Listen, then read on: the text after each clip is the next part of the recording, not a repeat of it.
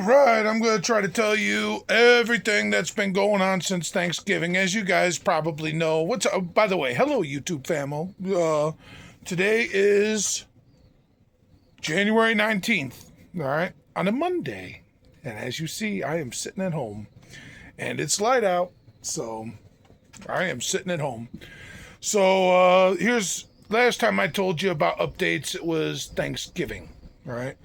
Thanksgiving, I hate when this happens. I go out of town, and then, because I went to Michigan for Thanksgiving, and then, of course, the enormous amounts of snow started coming. I almost got snowed in. I was able to get home just to find all that snow piled up, and I got stuck in my own driveway, and blah, blah, blah, blah, blah. I ended up, a good Samaritan came by and pulled me out. That's what I love about my town, man. People actually stop. They'll help you out. I had the straps ready, too. He's like, I got the hitch, but I don't have the straps. I'm like, I do. He tugged me right out, man, with his F-250. So, yeah, I'm still in pursuit of that diesel-powered F-250 from 1997, 1996. Unfortunately, I don't got the bread. But anyway, I'm all over the place. So Thanksgiving, I got home. It's time for the cold, right? Of course, as you would expect, I did not get enough wood chopped. I never do. But I chop more and more every year. And one of these years, I will have enough wood chopped in order to make it through the winter. One thing I found is that when I'm off at work, when I'm gone and I go to work, what really helps out a lot is I take a big chunk, like a heavy chunk of wood, and just throw it in the fire. All right. And it's not going to burn. I mean, it'll burn, but it's made of wood. But what I mean, it's not going to like just keep inflamed all day. What it does is it starts up a fire, and then the fire goes out, and it's covered in coals, and it just sits there smoldering. You know, I find that if you just have that, some coals in the stove, a couple cats napping, maybe a space heater or two, it really keeps the house alive. You'll come home, the house will be cold, but you know your pipes aren't frozen. This winter, it's been a battle against the pipes, as it is every winter, but every winter I do better and better. So I've been really impressed. When it hits to be like 20 degrees, 15 degrees, I get nervous, but with the formula I told you about, coals in the stove, a couple cats napping, a couple space heaters, I've been able to fight off frozen pipes. What kills me is when it gets to be below 15 degrees and the wind gusts start getting enormous. So then I had some frozen pipes, and that sucks. But the frozen pipes, but then I got some warm weather, right? It got to be kind of warm and the pipes thawed. So I've been really lucky with that. Now, let me explain to you the things I had to change. So I took this pipe, pulled it all the way up, all right?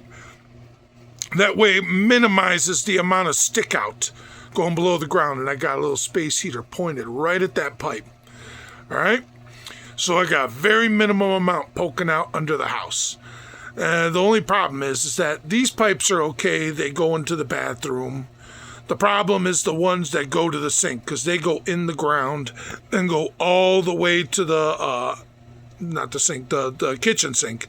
They go between the floorboards and the base plate and run to the kitchen sink. And those things are more susceptible to freezing, which is rough. It is what it is. But that's how I fixed that one. Now, what I did before was that I would have a trunk over the top of this to trap in heat. But here's the problem.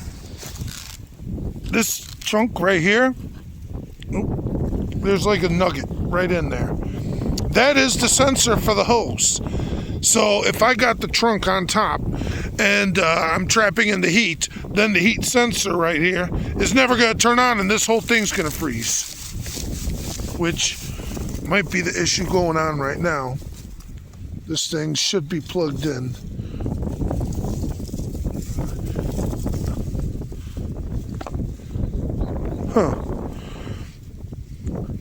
I wonder if it's somehow unplugged. All right, let me take a look, because This thing, the incandescent light bulb, I lowered the incandescent light bulb in there. I thought that this was plugged in. It might not be. That might be my problem. Hold on 1 second. Yeah, well, as it turns out, that wasn't it. The plug is towards the house, and I have it plugged in. The issue is that I have an incandescent in the well. I took one of those lamps and I lowered it down. You know, the kind of lamps that you usually see like mechanics working with. Well, I lowered the lamp down with an incandescent light bulb, 40 watts. And then I covered the well with a blanket. And the whole idea is that 40 watts is just going to grow some heat, trap some heat in there, give off some heat. Not a lot, not a huge amount, just enough to kind of go with the well. I took a look just now and I'm like, why is the light bulb not working? Why did I look at the well and it looks dark down there? It should be well lit. I should be able to pick it up, peek, ooh, there, I see, and it was dark. I'm like, okay, well, there's my problem. I'm getting ahead of myself because what happened was I was doing good. And then came the real cold, the Illinois cold, the real cold, where it's like 1 degree with 30 mile per hour wind gusts, and it's just instant frostbite. It's bad out there. It is bad. And I watched as my pipes just start freezing. Now I realize what it is. The incandescent light bulb was out. So now I'm chilling out at the house. I'm doing some picking up, drinking some beers. And here's the worst part. Was that I purposely took the day off of work so that I could fight these frozen pipes. And then Sunday night, the pipes froze anyway. So then I wake up Monday and I'm like, I already took the day off of work. Now I'm just going to sit around with... I took the day off to fight to keep my pipes away from freezing, and they're already frozen. So it's a wrap. It's curtains. It's over. And, oh, man. Towards the end of January, it's going to get above freezing for a day. Usually my pipes thaw out by then. But now, I see the issue. The incandescent light bulb went out. I thought that all that 1 degree, 33 mile per hour gusts feels like negative 30. I thought all that just simply overpowered all of my abilities. But it seems that no. The light bulb was out. So I just replaced the light bulb, and hopefully by the end of the day today, I will have water again. And if that is the case, well then shit. It's a good thing I took off of work so that I could investigate. But in the meantime, all day today, I'm chopping. But, okay. I am all over the place with this video, trying to explain what I've been doing. So now, Christmas, somehow we made Christmas happen. And keep in mind that well is dug, and I still got to pay $1,000 a month. How many people out there can handle another $1,000 a month added to your monthly bills? It's nuts. It's crazy. Can't do it. So I'm struggling, struggling financially. But here, I still got beers. I still got tobacco. Which reminds me, I should probably roll up a cigarette and open up another beer. What do you guys think? Ha ha! All right. Rolled up a cigarette. Got a fresh beer. Monday morning. Kicking it. So anyway, let me finish what I was telling you about. Christmas happened. It came and went. The kids had a blast. God bless. Somehow we got through that one. And not going too deep into debt too. It was great. So anyway, Christmas is over. New Year's come. January is rocking and rolling. All right, and it was pretty easy most of January. Now, the deep cold, the ugly cold, the Illinois cold. It's stupid cold out there right now. And I fought the pipes and I lost, but you know what? I lost the battle, but I think I'm going to win the war with what I did. Now, continuing on to the next issue at hand. You guys may be asking, well, what about the coyote pelts? Last time you were skinning yotes. What happened with that? Let me tell you. Now, before I take you out there, I'll tell you that I made so many dumb mistakes. So many dumb mistakes. Let me start off by saying that. All right. So many stupid mistakes. Number one mistake is that let the coyotes freeze, And then what happens is it gets to be kind of a warm day, and then you think, oh, yeah, I'm just going to skin the coyotes now. Well, what happens is the internal is still frozen. The external is thawed. So you're going to have a lot of difficult time trying to move that coyote around. And then when you actually get around to like cutting him, the fat is like so solidified inside of him, And so what happens, there's a bacteria in the skin that grows when it's thawed, and it'll cause all the hair to fall out. So the internal is super cold, still frozen, makes the fat like solid. Like it's like the difference between pulling a stick of butter out of the fridge. It's still hard, but like when you have the stick of butter sitting out in the counter for a while, it's like soft. It's this exact same principle. It's different material. It's coyote fat, but the same material. It's like it's so difficult to try to peel a coyote when it's frozen on the inside and thawed on the outside, which means the bacteria is growing, causing hair to fall out, but you can't really peel it. You can't really skin it. So that's a big mess up. But I believe I found a way around that. In the meantime, so many coyotes wasted. So many coyotes. I mean, this guy's still dropping off coyotes, and I still very well may be able to get my king-sized blanket. And if everything goes well, I might be able to make a nice fur coat, too. That's what I want to do. Make a nice big coyote skin fur coat. Man, that'd be awesome. As it is, I'm still racking up on some, making money with the deer skins. Not making cash money. I mean, it's a term. Getting money. Deers are still getting dumped on me. Deer skins. One guy gave me a whole deer with a head. I'm like, the whole head? It's a doe, so what am I supposed to do? Hang it on the wall? It's got no antlers or nothing. But anyway. So yeah, I just got coyotes laying around on my land. Dead coyotes, frozen stiff. I do some chopping in the front yard now because I want to do a quick in and out. I don't know what I'm going to do. Got a bunch of coyotes down here. Got coyote bodies stacked over here. Since it's Monday, as you see, I just peeled one. I just skinned one. Those are the coyotes with their heads chopped off. Some scavenger came and ate that one up. I just go and I chop the heads off. And I hear ants do a good job of taking care of this. So I'm going to have a bunch of coyote skulls. I still got to chop the heads off these, but these are just solid as a rock. Just solid. So I don't know. I don't know what I'm going to do about that. I'm probably just going to chop their heads off, throw them on here, wait for spring, give it to the ants. If you see, this one's cool. He's darker than the rest. It was really cool. I'm excited. I'm going to do something different with his pelt. I peeled him. He's the fresh one over there. So I got a bunch of coyotes. See? His little foot sitting in bags in the back of my truck. Here's my plan with them. Ooh, it is brutal out there. So this is my plan with those coyotes. Take one at a time, set it next to the fire. One at a time. Let it thaw out completely. And then I take it out and skin it right there outside. See, I don't have a garage with a skinning workshop. I don't have that. I bought a camper, but the thing is, the camper's I bought a camper, but it's kind of been taken over by the old lady. Taken over by my wife.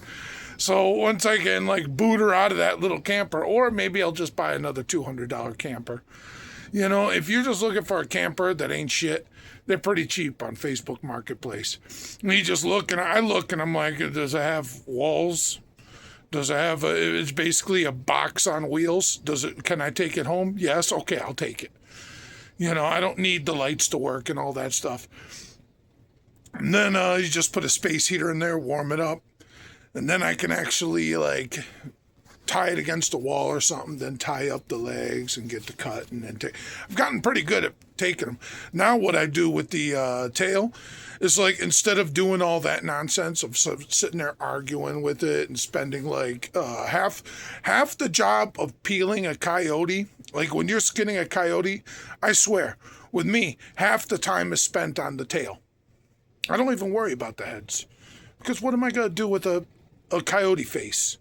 Just drip my freaking bed with coyote faces? Come on now. Who the hell wants to lay down?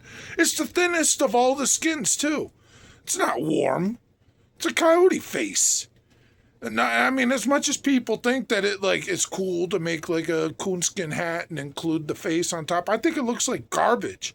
It's like, who wants to see that?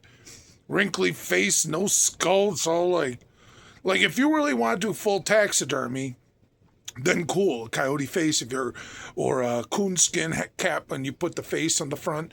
If you could do it right, then it looks good. But just that shriveled up, like, dead animal face, no one wants to see that crap. So I don't even bother peeling the face or the head. I just cut up to the base of the skull and then I just saw the whole skin off. After all I want is just sew them all together. I'm going to cut them into squares, sew them all together, and try to make that comforter for my blanket for my room, you know. But, yeah, the heads, I just chop them off and feed them to the ants in the spring. That's what I'm going to do with that. What have I not told you about? Oh, I got a big project coming up. You guys are going to be excited when you see this one. But that's for a different video. In the meantime, I'm not... Oh, let me see what else. Is there anything else I got to tell you about this winter? Really, this winter, somehow I've been able to keep my hours up. Thank goodness for O'Hare Terminal 5, man. You know, because they've been keeping me working. And I know it's reaching towards the end. And since I got my CWI and all my other certs... Man, my office is willing. If I don't have hours on the job site, they'll let me come into the office and get my 8 hours scraping slump cones and air meters. Calibrating air meters, scraping slump cones. So, they're doing something. So, thank goodness for that. You know, that wasn't happening last winter. Last winter, I spent a lot of time at home, and I maxed out on my vacation days and my sick days before it even hit February. You know, it sucked. That sucks when you get like 2 weeks of vacation and sick days and you just throw it all away in the first month. It's sickening. It makes you sick to your stomach. But I'm actually getting my hours, and here it is towards the end of January. And I've only used 2 of my vacation days. I'm going to use another one today. You know, and I'm in a little bit better position. Every year, I'm getting in a better position, and it keeps me motivated. And I'm glad I bought those extra incandescent light bulbs, man. But that way, when I take a look down the well and there's no light, and I'm like, oh my goodness, the light bulb went out. No wonder my pipes are frozen. I have one right there. So now it's like 1 degree outside, cold like Alaska. Like, I wonder if I take a bowl of water and throw it up in the air, is it going to freeze in air like I've seen in those Alaska videos? It certainly feels like it. And now I got to go out there and chop some more. I'm going to drink a beer, smoke a cigarette, and warm up a touch first. You know, put my hands next to the fire. Here, let me show you. That's nice. That's nice. Look inside there. Oh, yeah. Here's the next thing about these things, man. The baffle board. If you look at that little ceiling there, it's only half a ceiling. Man. Now, next fall, I'm going to have to buy another baffle board. It seems like it's very annoying. I wish they had just made it steel. They didn't. Baffle boards aren't made of steel like that, I guess. Maybe I'll see if I can fabricate one. This weekend, I actually had the kids all weekend, and I watched what was it? The kids all. It's great when you watch with the kids and you're all interested in the same movie. And we were watching Hellboy 1. I never actually seen it. I've seen Hellboy 2 like 5 times. I never saw Hellboy 1. And can we all agree Ron Perlman has no business in Hollywood except to play cavemen, gorilla people, demons. Ron Perlman is garbage, man. Only if he's sitting there wearing a loincloth and grunting. You know, then he's great. Cast Ron Perlman. Planet of the Apes. Sure. Get Ron Perlman. Other than that, he has no business making movies. Let me tell you something else. I am convinced. No one's saying his name. Jack Black, I am convinced, is a pedophile. He's one of those Hollywood pedophiles. I swear, because the guy just seems to get every role. He ain't interesting. He ain't funny. He's not like super talented. The guy, in my opinion, unless he's playing a loser in his mama's basement, he can't play the role worth a damn. But he gets all these huge roles. Huge roles. He's in like the Minecraft movie. You know all the kids are going to pour in to see that. How the hell did he get that movie? He sucks. Because he's one of those Hollywood elite pedophiles. And I'm going off on a tangent here, but it needs to be said. It needs to be said. Whenever you see these Hollywood actors and they just seem to get like incredible roles for huge movies and they're not even like really well suited for it, they got it anyway because I guess they have the connection. Hollywood pedophiles. You know, it makes sense when you think about people like Tom Hanks. Why the hell does he get always the most big budget incredible movies? You know, Steven Spielberg, Tom Hanks, Kevin Costner.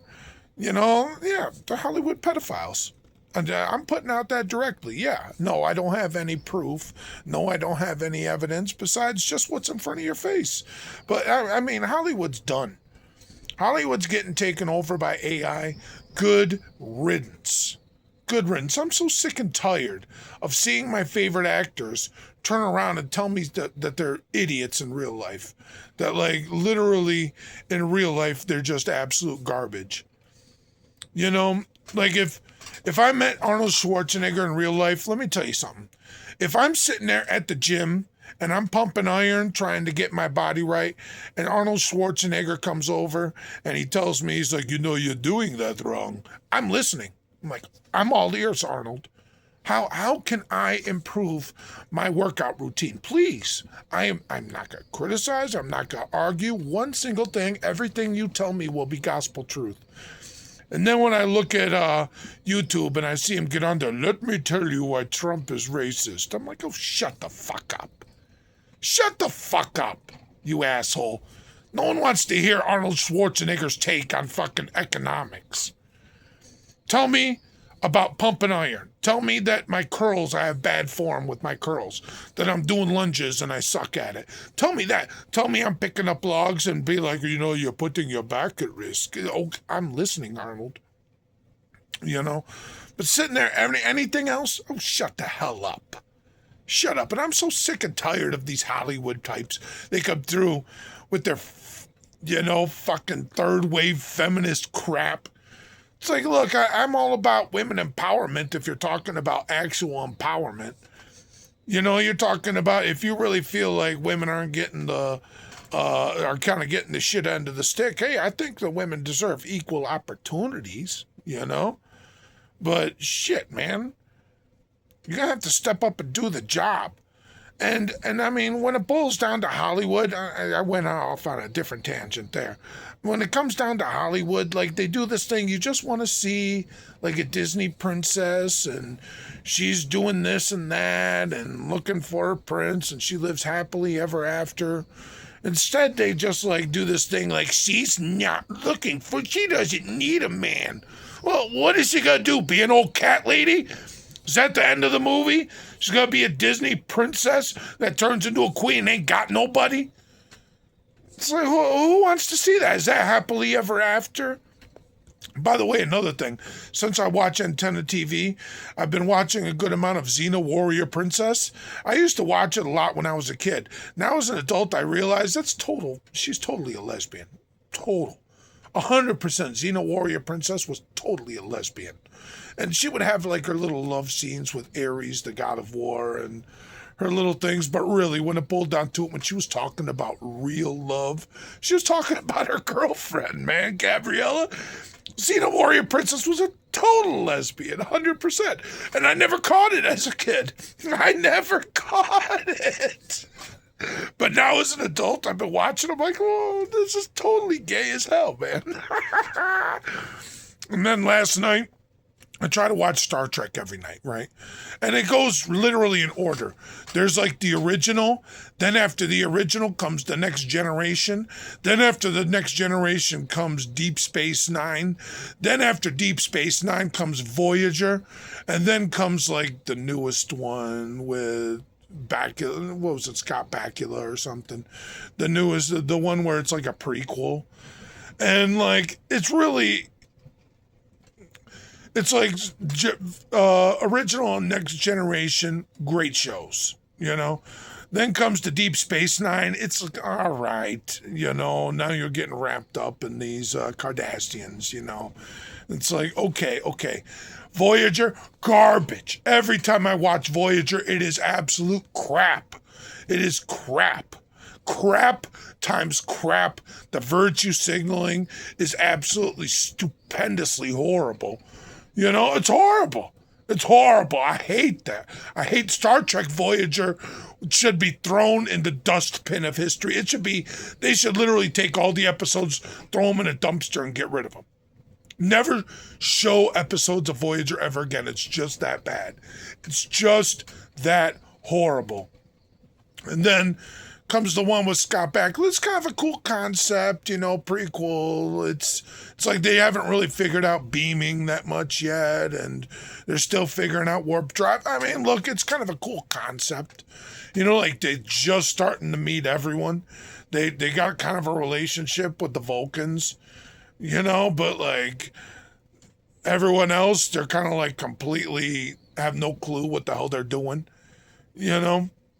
I wish I could make a Star Trek, man. If I was making a Star Trek, it'd be totally different. Number one, the captain of the starship would be sitting around doing fucking paperwork all day. Number one would be the one who's Mr. Action, Mr. Make It Happen. Captain's just sitting there literally doing paperwork all day. That's all he would be doing. But anyway, hey, look, I'm just rambling at this point, you know. But then after I watched all those Star Treks last night, because it was Sunday night and I'm staying up late, I'm like, haha, beers and liquor. Sunday at 1 a.m. Haha. Then came a show I forgot all about. And I never stay up and watch that. The Highlander. I was like, oh my God, Duncan MacLeod of the Clan MacLeod. And I couldn't stay up much later. It had to be 2 a.m. I'm like, I got deal with this and that. I can't just stay up till 4 a.m. Although I would love nothing more than to stay up till 4 a.m. watching episodes of The Highlander. It's like, holy smokes, people. Talk about a show that really deserved more hype than it got. Holy smokes. So anyway, guys, I think I'm pretty much done with the rambling. My 8-minute, 40-second video of me just rambling. I'm going to add it to the rest of it, upload it up to YouTube. Anyway, guys, press like, comment, subscribe, all that good stuff. Share it with your friends. Hit the bell button for notifications. You know the drill. Don't cost you nothing, so do your business. Handle that. It helps me, and it helps you to figure out, hey, Johnny Shotfoot put out some more info. He's got another perspective, more updates. So, but the next one, you got to see the next one. I got something cooking. I don't want to get started on it until I can show you what I'm doing. All right? I'm still in preps. Talk to you later.